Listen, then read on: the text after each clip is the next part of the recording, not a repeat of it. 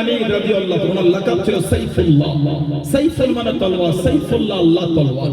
একটা কিতাব আছে আল্লামা হাফেজ ইবনে কাসির রাহমাতুল্লাহ লিখেছে আল বিদায়া ওয়ান নিহায়া বলে। আল বিদায়া ওয়ান নিহায়া কিতাব এসেছে সাহাবাদের একটা দল যুদ্ধ করতে করতে চলে গেছে দরিয়ায় টাইগ্রিস, দরিয়ায় তাজলা, এই টাইগ্রিস নদীর কিনারে। নৌকা নাই, বোট নাই, পার হবে এমন কিচ্ছু না। নদীর পানি জোয়ার ফুলে আছে। সাহাবাদের মধ্যে ভয় কাজ করছে। দুজন সাহাবা দাঁড়িয়ে গেলেন, যেমন হলেন হযরতে সাদ ইবনে আবি আব্বাস রাদিয়াল্লাহু আনহু, আর একজন হলেন হযরতে খালিদ বিন ওয়ালিদ রাদিয়াল্লাহু। এই দুজন কড়া ভাষণ দিয়ে দিলেন যে ভয় খেও না, আমরা দুনিয়ার জন্য আসিনি, আমরা আল্লাহর দ্বীনের প্রচারে এসেছি। প্রত্যেকে ঘোড়াতে বিসমিল্লাহি তাওয়াক্কালতু আলাল্লাহ এই পানির উপর নেমে পড়ল। সাহাবারা প্রত্যেকের ঘোড়াতে নেমে পড়লেন। একজনেরও ঘোড়া পানিতে ডুবছে না, ডাঙার মতন একদিক থেকে আরেক দিকে পার হয়ে যাচ্ছে। জোরে বলবেন না? আর কি জোরে বলা গেল না? কার ঘোড়া ডুবছে? সাহাবারা বলছে সেদিন আল্লাহর হুকুম, পানিটা আল্লাহ আমাদের জন্য ডাঙার মতন শক্ত করে দিয়েছিলেন। জোরে বলুন না সুবহানাল্লাহ। খালি একজন সাহাবাটা কাঠের কৌটা ওই পানিতে পড়ে গেছে, পার হয়ে গেলে হুজুর বললেন কারো কিছু হারিয়েছে? হুজুর আমার একটা কাঠের কৌটা। ওই পানির কাছে দাঁড়িয়ে বলেন আল্লাহ আপনার হাবিবের সাহাবাদের কারোর কোনো ক্ষতি আপনি করতে দেন না আল্লাহ, খালি একজনের কাঠের একটা কৌটা হারিয়ে আল্লাহ আপনি মিলিয়ে দেন। আল্লাহ হুকুম, ওই ঢেউ লেগে লেগে ওই কৌটাটা আল্লাহ কিনারায় পৌঁছে দিয়েছিলেন। জোরে বলো না সুবহানাল্লাহ। 2 নম্বর উসমান ইবনে তালহা, আল্লাহ নবী হিজরতের আগে দাঁড়িয়ে গেলেন। ও জওয়ান, ও আমার মুরব্বি বাজারা, মায়েরা বোনেরা, আল্লাহ নবী কাবা শরীফের সামনে চলে গেলেন, হিজরতের আগে দাঁড়িয়ে গেলেন। আল্লাহ নবী ডাক দিয়ে দিলেন, আল্লাহ নবী ডেকেলেন, ও উসমান ইবনে তালহা রাদিয়াল্লাহু তাআলা আনহু, কাবা শরীফের চাবিটা আমাকে নাও, কাবা শরীফের চাবিটা আমার কাঁধে নাও।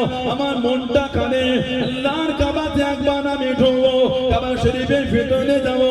হযরত উসমান ইবনে তালহা রাদিয়াল্লাহু তাআলা আনহু তখন উনি মুসলমান ছিলেন না, কাবা শরীফের চাবিটা দিলেন না। কাবা শরীফের চাবিটা দিবার কারণে আল্লাহ নবী জানিয়ে দেন, আল্লাহ নবী শুনিয়ে দেন, ও উসমান ইবনে তালহা, এমন একটা দিন আসবে, এমন একটা সময় আসবে, আল্লাহ রাব্বুল আলামিন কাবা শরীফের চাবিখানা আমি নবী আমার হাতে উঠিয়ে দেবে, আমার হাতে আল্লাহ পাক দিয়ে দেবে। আমি নবী সেদিন যাকে খুশি তার হাতে আমি কাবা শরীফের চাবিটা দিয়ে দেবো। আল্লাহ নবী অষ্টম হিজরিতে বার হয়ে গেলেন, 10,000 সাহাবাকে নিয়ে মক্কা শরীফ ফতেহ হয়ে গেল, মক্কা শরীফ বিজয় হয়ে গেল। আল্লাহ নবী সাল্লাল্লাহু আলাইহি ওয়াসাল্লাম কাবা শরীফের সামনে দাঁড়িয়ে গেলেন, ও উসমান ইবনে তালহা কাবা শরীফের চাবিটা আমাকে দাও। আল্লাহ নবী সাল্লাল্লাহু আলাইহি ওয়াসাল্লাম কাবা শরীফের চাবিটা নিয়ে আল্লাহ পাকের কাবা শরীফের ভিতরে চলে গিয়ে ঘুরে ঘুরে দেখে নোংরা গুলোকে বাইরে বার করে দে। আল্লাহ নবী বাইরে গিয়ে দাঁড়িয়ে গিয়ে আল্লাহ নবী ডাক দিয়ে দেন, ও উসমান ইবনে তালহা, তোমার কি মনে পড়ে সেদিনের কথা? কি মনে পড়ে?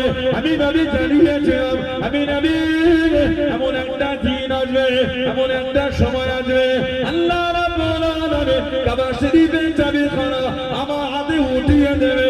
আল্লাহ রাব্বুল আলামিন আমার হাতে কাবা শরীফের চাবিটা পৌঁছে দিয়েছে। সেদিন আমি জানিয়েছিলাম যাকে খুশি তার হাতে চাবিটা দিয়ে দেবো। আমি নবী আজকে দিনে দে আল্লাহ পাকের কাবা শরীফের চাবিখানা তোমার হাতে দিয়ে দিলাম। জোরে বলুন সুবহান, আর একটু জোরে বলুন সুবহান। আমি নবী জানিয়ে দিলাম, আমি নবী শুনিয়ে দিলাম, আল্লাহ রাব্বুল আলামিন কিয়ামত পর্যন্ত তোমার খানদানের কাছে আল্লাহ পাকের কাবা শরীফের চাবিটা রেখে দেবেন। জোরে বলুন সুবহান। নারে তাকবীর। ভাইজান হুজুর কি বললা? নারে তাকবীর। কাবা শরীফের চাবি কিয়ামত পর্যন্ত তোমার খানদানের হাতে।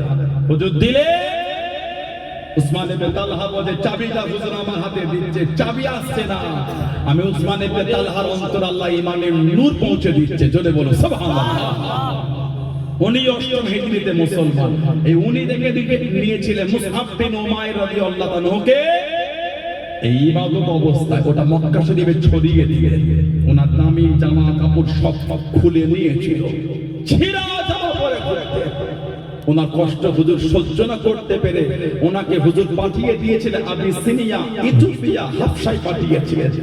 মুসলমানদের প্রথম হিজরতটা ছিল আবিসিনিয়া, ইথিওপিয়া, হাবশা।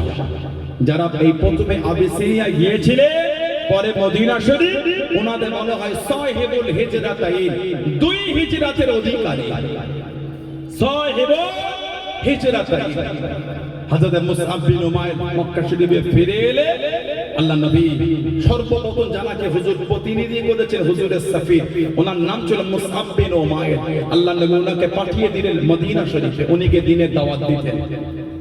এত মধুর মিষ্টি ভাষা ছিল, যাকে দ্বীনের দাওয়াত দিতেন সেই মুসলমান হয়ে যেত। বলুন না সুবহানাল্লাহ।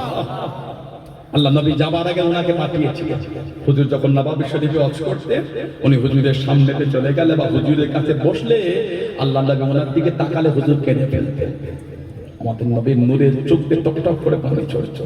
সাহাবারা বলতে, হুজুর মুসআব বিন উমাইরকে দেখলে কেন কাঁদেন আপনি? হুজুর কাঁদতেন আর বলতেন, আমার মুসআব বিন উমাইরকে দেখলে আমি নবী ওর ওই জীবনটাও মনে পড়ে যায়, যেই জামাটা জীবনে একবার গায়ে দিয়েছে, দ্বিতীয়বার গায়ে দেয়। এত জমিদারের ছেলে, আর আজকে আমি নবী আমার কাছে এসে বসে চোখে দেখো ওর জামাটা ছিঁড়া ফাটা, তালি দেওয়া, তাপ্তি দেওয়া।